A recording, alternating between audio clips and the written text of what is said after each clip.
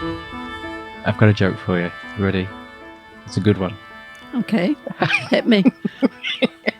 How do you fix a broken brass instrument?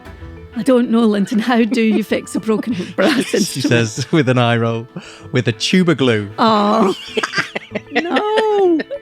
Womp, womp, womp. Hello and welcome to So Hear Me Out, a podcast from London's Southbank Centre about classical music and the big questions it can help us explore. I'm Linton Stevens, musician, broadcaster and illustrator. And I'm Gillian Moore, broadcaster, writer and artistic associate here at Southbank Centre. Each episode we start with a question, not normally a joke, something that opens a door into the music, and we each bring one piece to the table that we think speaks to it. Sometimes it's something familiar, sometimes something surprising, but always music that gives us a new way of listening. And we've got the piano in the room, so if we need to explain how a composer does something clever or cheeky musically, well, Gillian, you've got that covered. We're not just talking about what the music meant then when it was written, but what it means now, why it still hits, what it still has to say to us. And today's question, well, it's one that I hope will make you smile and maybe even laugh. Can classical music be funny? We tend to think of classical music as serious, grand, or even a little bit stuffy, but there can be plenty of wit and surprise and downright humour hidden in the notes. I'll be bringing a piece that earned its nickname by catching audiences off guard with an unexpected twist, a sudden burst of volume that turns a quiet moment upside down. It's Joseph Haydn's Symphony No. 94, the Surprise Symphony. And I'll be bringing a work full of mischief and magic, a theatrical musical story where animals talk, objects come to life, and the sparkling score dances between charm and cheek. It's from L'Enfant et les sortilèges, or The Child and the Magic Spells, and it's by Maurice Ravel. These are two very different kinds of humour, but both remind us that classical music can be playful and witty and full of surprises. So, whether you're a classical music fan or just curious about what makes classical music funny, join us as we delve into some great music together.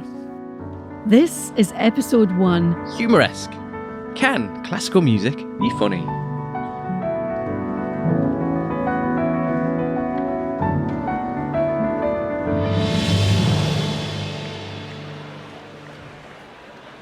So listen, Gillian, I think classical music often gets a bit of a bad rap in that a lot of people think it's very serious and very austere, but I also think there's a lot of humour in classical music. Yeah, I think there's lots of moments in the classical music repertoire when it's actually okay to laugh out loud in the concert hall or just in your living room when you're listening to it. Producers Connor and Phil have compiled some jokes for us here. Shall we see if any of these make us laugh out loud? What? Oh dear. What do you get when you drop a piano down a mine shaft? A flat minor. Oh, that's terrible. No, actually, that was rubbish because I've got to say A flat minor. A flat minor, right, okay. What is Beethoven's favourite fruit? I don't know. Banana. Oh dear. Why did the pianist keep banging her head against the keys? She was playing by ear. Connor, Phil, you're fired. Why couldn't the string quartet find their composer? Oh my God. Why couldn't the string quartet? He was hiding. Oh. That's terrible. One more. Middle C, E flat and G walk into a bar. Well, this is a real muso joke. Uh-huh. Sorry, the barman says. We don't serve minors. Womp, womp, womp. I need a trombone right now. Listen, a couple of years ago, I had the funniest story. I was in an orchestra. I won't say which orchestra. It was a student orchestra of a university, and it was me and another friend of mine who is now contrabassoonist with the Halle. We were playing Night on Bear Mountain. And you know how clarinetists, being an ex-clarinetist yourself, very ex-clarinetist, often have to swap between two clarinets in slightly different keys, A and B flat. Anyway, it gets to this massive solo in Night on Bear Mountain. You know it. Bum bum bum bum bum bum bum bum bum bum bum bum bum bum bum. Anyway, the clarinetist picked up the wrong clarinet, didn't she? She did the whole thing, because it's in unison with the first bassoon. She did the whole thing a semitone out, and I swear I've never laughed so much in my life. But the funny thing was, she could hear it, and she just carried on. It was actually quite effective. Like, it was quite scary hearing this melody a semitone apart from the bassoon, but it was, I've never laughed so much in my life. There is something just so funny. You know, it's the old Les Dawson thing of him about people playing wrong notes or playing music wrongly. And, you know, when Les Dawson used to sit at the piano and play fistfuls of wrong notes and smile at the camera. I mean, it's just hilarious, and it's just so simple. That's my technique when I play wrong notes as well. There's another thing from the past that it's just occurred to me, actually. There was an orchestra in, I think, the early 70s called the Portsmouth Symphonia. And it was set up by Brian Eno and Gavin Bryars and people like that, Michael Nyman. And the only qualification for being in the orchestra was that you couldn't play the instrument that you were going to play, that you actually couldn't play it. So they would take on big things like, you know, Strauss's Also sprach Zarathustra, you know, the opening of Kubrick's 2001, it's famous for that, or the 1812 overture of Tchaikovsky. And in fact, it was, the whole idea behind the orchestra was actually quite political. It was sort of, you know, anybody should be able to play music and come along, and it was quite sort of experimental and subversive.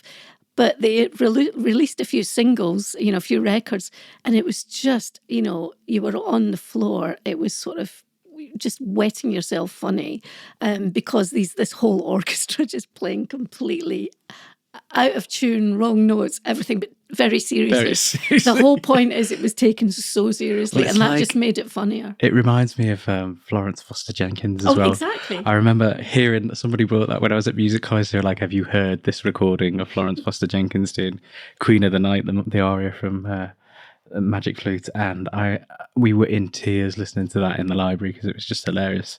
It's so funny. So, Linton, how does all this fit into what we're going to talk about today?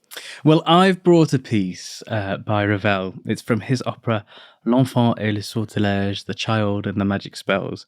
And I want to talk about why Ravel is a bit of a master of humour in this piece. So, hear me out. Before I dig into this piece, I want to acknowledge that there are problems with it. And that is not where I find the humour. There are two characters portrayed in the work. Both are parodies of culture. The first is a Western man's portrayal of a Western culture, and the second is a Western man's portrayal of a broad Asian culture. And the problem with that second one is that it perpetuates incorrect and harmful stereotypes. And I thought it was really important to just acknowledge that before we dive into this piece, because there's a lot of good stuff about the music that is very, very humorous. And I want to talk about that, but I think we'd be doing ourselves a disservice if we didn't acknowledge that there are difficulties that haven't translated through the years as well. And we really need to kind of make a note of that. Absolutely. This is one of my favourite operas, and one of the reasons for that is the way it juxtaposes such humour with a story that's actually, in the end, really touching. I'm always crying at the end of this opera. It's overall a moral story, but I think it's fantastically told. So Maurice Ravel's L'Enfant et les sortilèges is a one-act opera with a libretto by Sidonie Gabrielle Colette, and it was completed in 1925. The surreal, imaginative work features a misbehaving child whose household objects and animals come to life to confront him. It's a really interesting story about how this piece came about. So it was about 9 years in the making. And originally, Colette was approached by the artistic director at the Paris Opera. And he wanted her to write the libretto for a ballet that was to appeal to young people. So she wrote this libretto, and there was some back and forth about who the composer would be, and eventually they decided on Ravel, and that was in about the year of 1916 when she completed it. Ravel was working, I think I'm right in saying he was working as an ambulance driver during the First World War. He did, that's what he did. And so she sent the score to him during the war, but because of what was happening, the score was lost, so he never actually received it until a year later in 1917. So he received this and he was kind of reviewing it and he thought, this is good, but I don't have any kids, so I can't relate to writing this piece as a ballet for young people. I think it would be better served as an opera, which Colette agreed to, and then she made a couple of revisions to the libretto, and then it went back to Ravel. So there was a big pause on this piece. He received the final libretto in 1917, but he took a break from composing for a while due to exhaustion, basically. But he was inspired back into production by seeing American musicals, and he finally completed this something like 9 years later in 1925. So Colette was absolutely, she was made up that because she thought with all the delay, she was never going to see this come to fruition. So I'll tell you about what's happening in this piece first of all. So we talked about how the little boy in L'Enfant, basically at the beginning of the opera, he's being a little bit, He's been a bit naughty. Yeah, he's being a bit naughty. He doesn't want to do his homework, does he?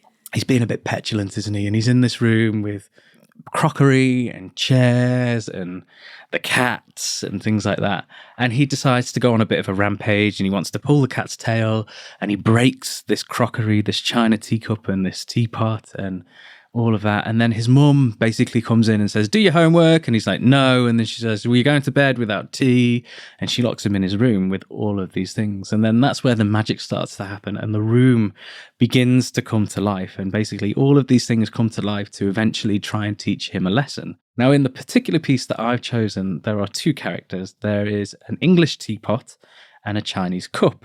And they also come to life. He's also broken these right at the beginning of the opera. And they come to life. But instead of trying to teach him a lesson, they end up fighting between themselves. So also, there's almost no focus on contributing to the story. They're just too obsessed with their own infighting, which is funny in and of itself. But it's kind of macho, it's kind of male posturing, isn't it? They're trying to box and that kind each of, other. that I just get this image of, like an old-time British boxer with his shorts too high and his boxing gloves saying, put them up, that kind of thing. It's supposed to kind of harken back to that. And so, but there's a couple of ways that Ravel does this really cleverly. So Ravel, for me, is a master of orchestration. Ravel takes every instrument and he gives it a real moment to shine. But what he also does, particularly in this, and what makes it particularly comical, is that he uses this large orchestral force to create the atmosphere of magic. And he uses the presence of instruments like a slide flute, so you get that type sound, or the wind machine, the trombones sliding, or the flutes and the clarinets giving these really ethereal runs up and down. It's just, it enhances everything that's going on stage. Then on stage, you've got these fantastical looking, very often people dressed up as a teapot and a teacup. So they look ridiculous in and of themselves. You've got the lyrics, which we talked about a little bit before, which are parodies of English and Asian language. And that's to do with the idea of tea, isn't it? Because, in the French mind, the French imagination, tea is either English, the cup of tea thing, or there's the China, it comes from China originally, of course, Chinese tea. So it's those two juxtapositions. Yeah, and Ravel's choice of nonsense words isn't entirely without meaning either, because occasionally he'll use a word that stands out to try and emphasize that incorrectly, especially with the Asian language. So he actually references both Japanese and Chinese within the kind of gobbledygook that both of the characters are talking. But that in itself is used to ramp up this idea of absurdity between the two, who are supposed to be there to teach this child a lesson, but get so intertwined in their own conflict that in itself becomes funny. It is such layered humor. Yeah. And once I find that a lot with classical music, once you know something about what's behind it, it becomes so much more interesting, or it becomes so much more, it draws you in a lot more. And I think knowing that with this piece in particular, you start to hear all of those clever things about it. I've completely realized that we've not listened to any of it, and I wanted to listen to the very beginning, is where we hear the contrabassoon bit. How is your mug? Rotten. So it just sounds completely like it's taking the mick out of itself, this music. They're strutting about, aren't they? Yeah, they're kind of squaring up. Yeah, squaring up. You get that idea, don't you, from the music of those two squaring up to each other? Jolly fellow. Punch your nose. Jolly fellow, black. I punch some. I punch it. I punch.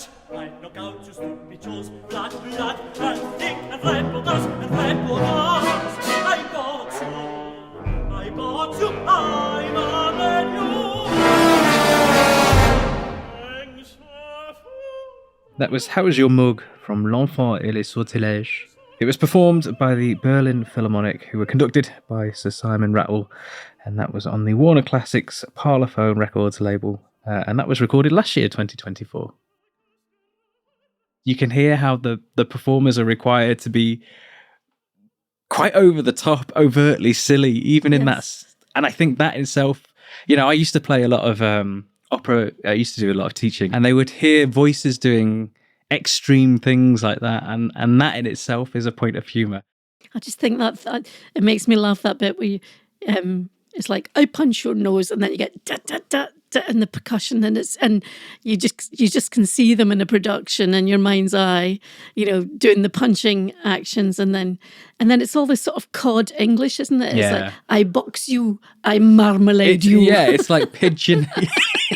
I marmalade you. It's pigeon. Yeah, I'm going to spread you on the floor. It's like, they're supposed to be absurd. They're supposed to be extreme. Because then you get silly. that wow, wow from the trombone, and there's that and orchestration. Like, and we're in the world of, music hall, cymbal crash, and wah on the trombone for, silly jokes. And then he reflects, even cleverer is that he reflects that conflict in the music. So you get two separate themes, one for the teapot, one for the china cup, both in different keys. So they're already slightly opposing.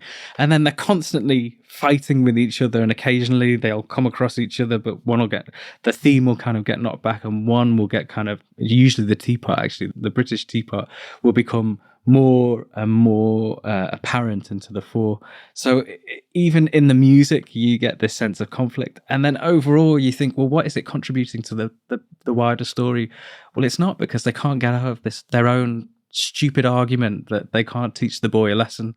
Another perfect example of this is how Ravel introduces the two cats, and all they do in their aria is sing the words meow, but then you can hear him emulating that in the orchestra as well, and again with great staging, so that when we did it, they built this giant fireplace, and it kind of harkened back to Andrew Lloyd Webber's Cats, where we had these two singers dressed in cat suits kind of climbing on this fireplace and singing meow. It was both kind of visually spectacular, but also hilarious to watch these two singers very seriously singing meow.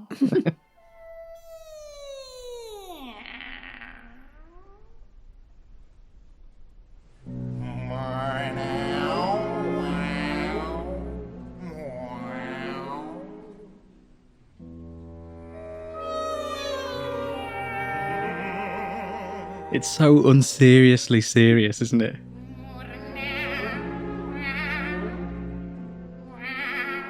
And the orchestra sliding about. Yeah, you got the strings sliding up and down.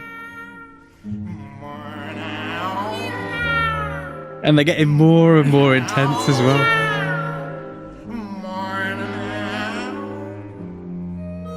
Imagine though, Mum, I've been cast as a cat. It's my debut role at the Paris Opera.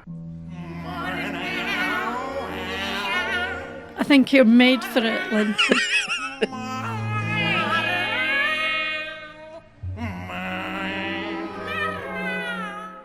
That was Two Cats from L'Enfant et les Sortilèges.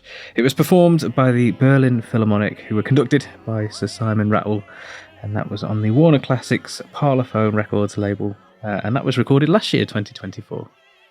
I just think it's so clever, everything that he does to bring in those, and it really is held together by Ravel's score.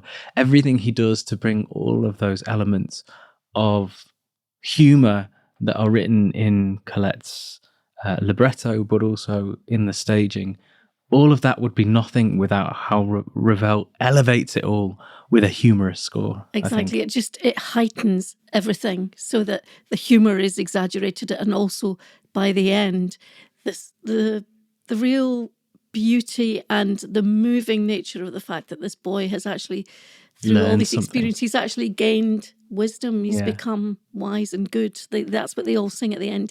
Il est bon enfant, il est sage. He's good, good and child. he's wise. Yeah. And this is all the animals and the pieces of furniture that he's hurt. They're all singing that. Yeah. And it's just a lovely thing about forgiveness and growth and learning. And I think it's such I mean, if I was ever to recommend anybody who's never dipped their toes into opera to go and watch a production, it would always be of this, because I think there's so much that's accessible about it, from the storyline to the incredible music by Ravel to the fact that it's only just over an hour long, so it's not a big episode to sit through as well. And lots of short scenes. Yeah, so it's very characters. digestible. Yeah.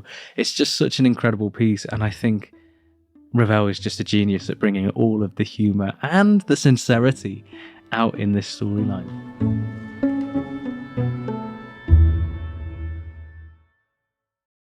So you've picked a different piece of music, but you've gone for a slightly different approach to me, haven't you? Yes, well, I've consciously gone with music that does not have words or action, and tried to sort of ask myself the question, can you make people laugh just with music without any words, just with abstract sounds, just with the music itself? I mean, there's some music that makes you laugh just because of the sheer audacity of the flashy virtuosity, something like The Flight of the Bumblebee by Rimsky-Korsakov. Or in fact, just 2 days ago, I was involved in I was listening to a live performance of Prokofiev's Classical Symphony. And that's a piece that he said when he was writing it, he was hugging himself with joy and delight, because he was just trying to make something that was so stunning. And in fact, in the finale and the final movement of that piece, which is so fast and furious, you actually hear laughing in the instruments. The woodwind instruments are sort of going, yeah. Well, I tell you what, having played that a couple of times, the instruments might be laughing. The bloody instrumentalists definitely won't be. It's really hard, isn't it? It's really, really hard to sound that easy and joyful. Another piece I'm thinking of is Saint-Saëns' Carnival of the Animals, thinking about the tortoise movement, where in late 19th century Paris, the slowest animal was illustrated by a slowed down version of the can-can, which everybody in that audience would have been laughing at. And I think people still do. And there are some brilliant examples of pieces which make you laugh because they are in some way a sort of parody of another piece of music, even if it's totally respectful. So I'm actually thinking about the overture, the prelude to the Hungarian composer George Ligety's huge absurdist opera from the 1970s called Le Grand Macabre. And he wanted to have a grand overture, but being Ligeti, it was going to be a grand overture with a difference. So he kind of parodies a piece which is generally regarded as being the first opera, at least the first opera that's regularly performed today, Monteverdi's Orfeo. But I would argue you don't have to know Monteverdi's Orfeo to find the Ligeti funny for a specific reason, which we'll hear. We'll hear a bit of the Monteverdi first, and then we'll hear the Ligeti.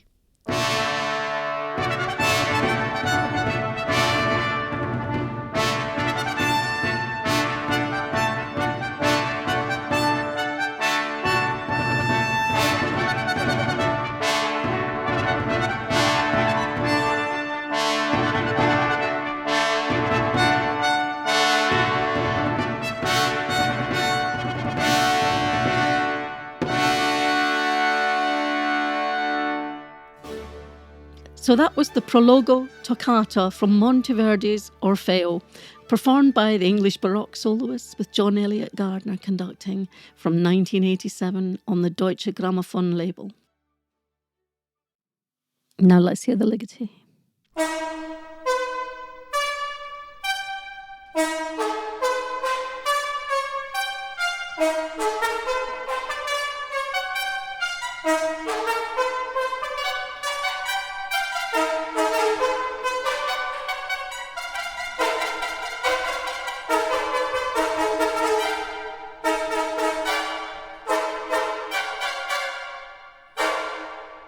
was the car horn prelude from Le Grand Macabre, an opera in 4 scenes by Georges Ligeti.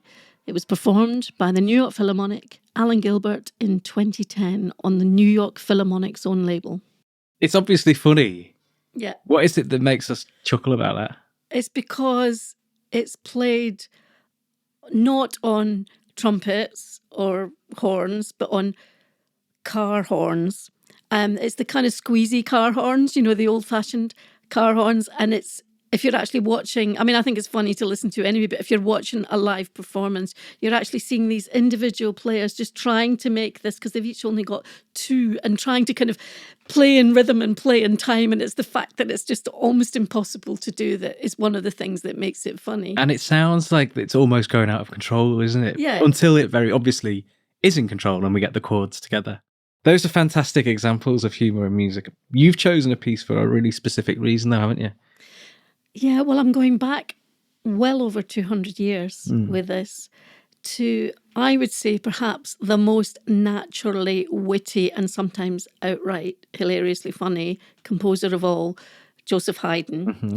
So Haydn, Austrian composer, born in 1732, very humble background, but he spent most of his professional life as the court musician, what they would call the Kapellmeister, like the chief conductor and composer For the royal family. Yeah, for an aristocrat, Prince Esterhazy. It was a estate on the Hungarian-Austrian border. Hungary again. What's the Yeah, thing there we about go. Back in Hungary. Yeah, exactly. But Haydn is somebody. Yeah, he's the grandfather of the string quartet, isn't he? He's somebody I think of as a very respected and serious composer. Yes. They called him, like people like Mozart and Beethoven, they called him Papa Haydn. Papa Haydn. Because he'd basically invented all the things that then became absolutely standard in the sort of Austro-German classical music. So the string quartet you mentioned, he kind of really solidified that, invented that as a form, and he wrote, I can't remember, hundreds of them, Loads or of something symphonies, like that. didn't He wrote 109 symphonies. He basically invented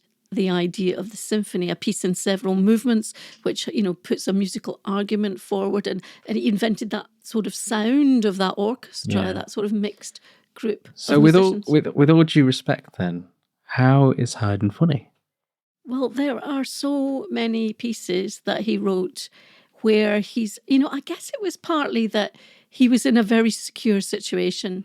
He was in this place, Esterhazy. He had his own orchestra. He was paid probably quite a decent salary by the prince to just keep writing music and making music.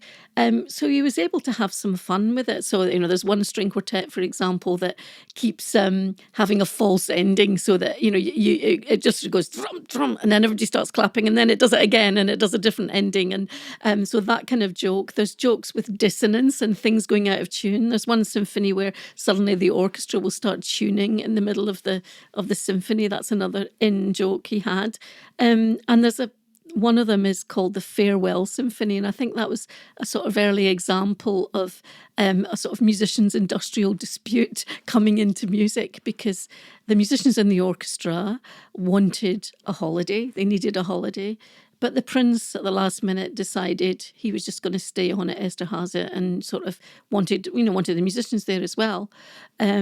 So Haydn wrote this symphony for them, which became known as the Farewell Symphony. And at the end, one by one, the musicians just leave the stage until there's only 2 people playing. That's Haydn himself on the violin and the concertmaster, the first violin of the orchestra.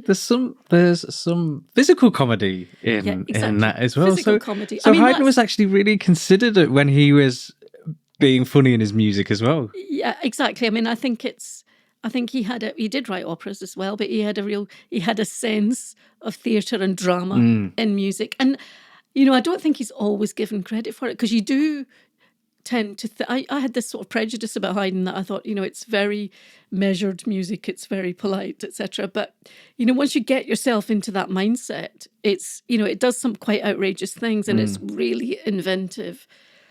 I mean, I think even today, that idea of musicians leaving stage one by one would be considered quite radical, wouldn't it? Exactly. And actually, he was doing it almost 300 years ago. Yeah. It is funny when it's done. In fact, a number of years ago, when the Royal Festival Hall, where I was working, part of the Southbank Centre, was going for a major refurb, the last piece that was performed on the stage was the Farewell Symphony. And then there was two musicians who were just... still sat on the stage at the end, the two violins, and they were brought hard hats, and then they walked off. And that was the beginning of the refurb of the Royal Festival Hall. That's a nice way to go, isn't it? Yeah. But I'm going to focus particularly on a symphony that Haydn wrote in the 1790s, one of his later symphonies.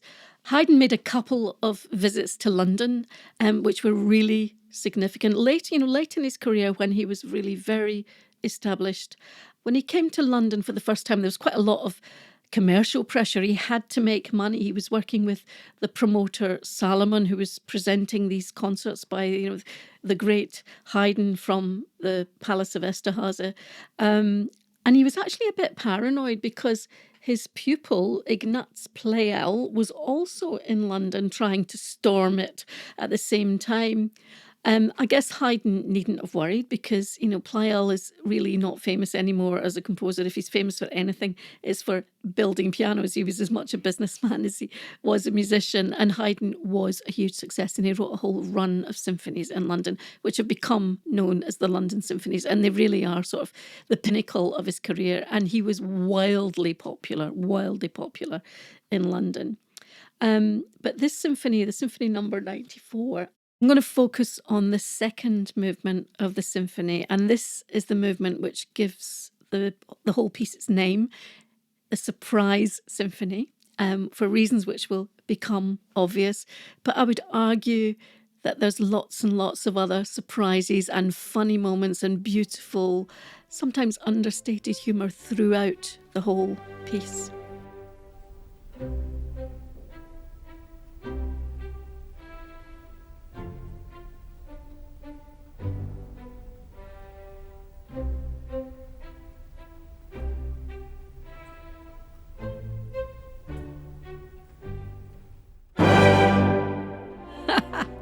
That's it then. That's a surprise.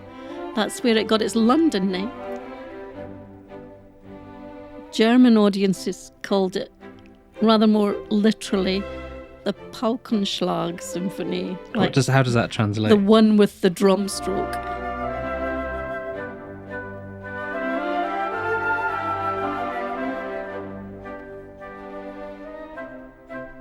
It just keeps going as if nothing's happened.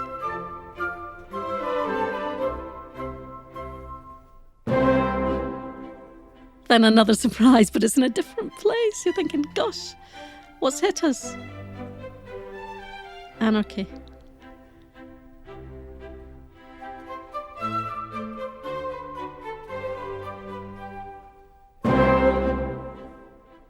Always in an unexpected place as well.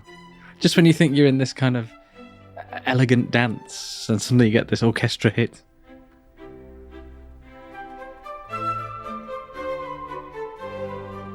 You can just tell this is somebody who he needs to engage the audience. He needs to make them want to keep coming back for more so he can make money, so he can be a success. But he knows how to do it because he's so skillful. Well, it's something that other composers just weren't doing at that time. And maybe it's because, as you said, he had the security of a job, that he could be a little bit cheeky and a little bit naughty and a little bit, I'm going to make the audience jump now.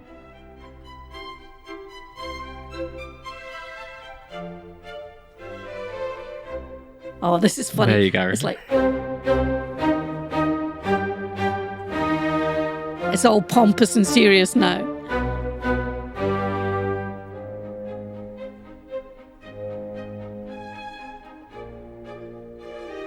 The second movement of Haydn's Symphony Number 94, The Surprise, performed by the Academy of St Martin of the Fields, conducted by Neville Marriner in 1978 on the Universal International Music label. I suppose the question is, can this... I mean, we're not rolling in the aisles, are we? We're not laughing out loud, but we're just smiling and we're completely charmed and interested and intrigued by just the wit and the joy of this music. I mean, I don't know, does it have that effect on you? So I think here's the thing, that falls definitely into the category for me of academic in-jokes, things that if you know the music and you know what you're listening for, it's funny and it'll make you smile and it'll make you giggle in a performance. I think what's undeniable though is just more generally Haydn's sense of humour, his ability to bring humour into music, his ability to think, I'm not just going to compose something that takes you on a harmonic journey, or I'm not just going to compose something that has, I mean, think there's so many pieces of Haydn's that all have nicknames because of some element that's been brought in, like Surprise or the Sunrise Quartet or something like that. The hen. The clock. All of these things, the clock, yeah. The farewell, because he's been really cerebral about this piece of music, and it's clever jokes. It's very, very clever musical jokes. I don't really totally agree. Go on. I think that it's about, I'm really interested in thinking about this sort of almost commercial pressure he had in London in the 1790s to keep the audience with him, to keep them coming back. And it's this constant creating interest, creating something that will draw you in. And the idea of a great big bang. But I agree. I totally agree. And that's what I mean. I think some of that stuff is just not as... We're desensitized to that kind of... We're in a much louder world Yes, now. yeah. We're kind of desensitized to the genius of that. Mm-hmm. I think you're exactly right. But I think he's, along with that ability to think, I've got to keep the audience engaged, that's where his humour comes in. So it's not just a case of, I've got to do something really clever. He's like, I've got to do something really clever, but I'm going to make it funny as well. Well, necessity is the mother of invention, of course. But I must say that I'm not sure. I mean, I don't feel that I need to imagine myself back into a sort of assembly rooms in the West End of London in the 1790s to really appreciate and value and treasure this music. It does move me and it makes me laugh and smile just because of the sheer artistry and the skill and doing all these different things within that particular bandwidth. So it makes me focus in on smaller things, I guess, with this utterly simple thing, which is this tune, this kind of nursery rhyme, and the way he just takes us on this most delightful and beautiful and witty and funny and touching journey with it. Totally agree. I think he's an absolute genius.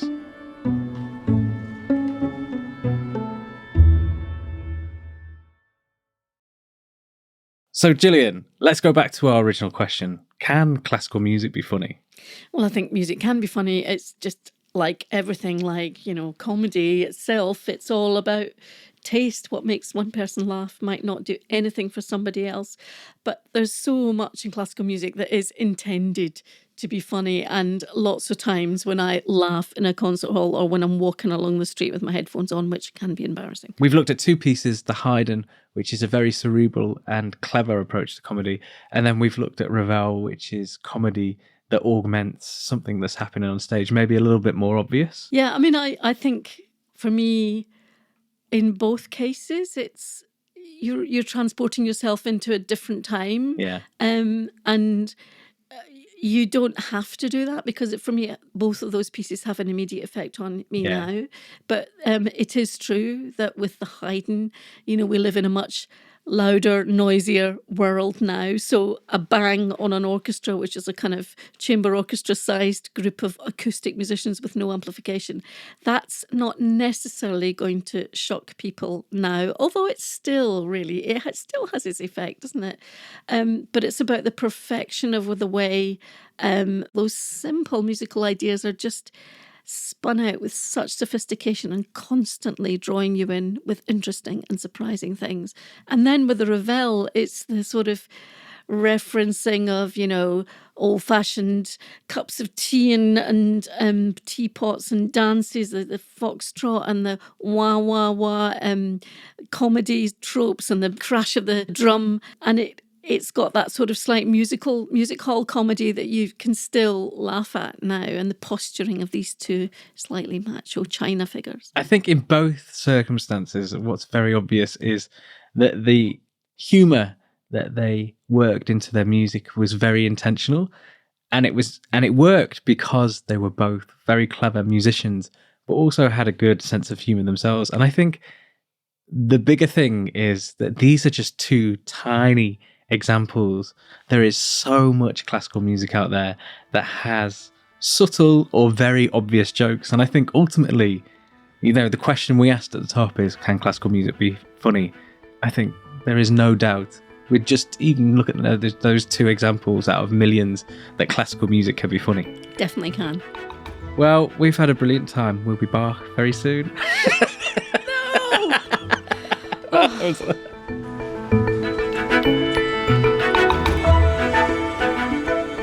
So Hear Me Out is brought to you by the wonderful people at the Southbank Centre. And produced by the brilliant team at Reduced Listening. Thanks for spending time with us, and if you liked this episode, please follow or subscribe wherever you get your podcasts, and maybe share it with a friend. We love exploring big ideas through music, and we've got plenty more to come. So join us next time for another adventure. Until then, keep listening, keep questioning, and keep letting the music surprise you.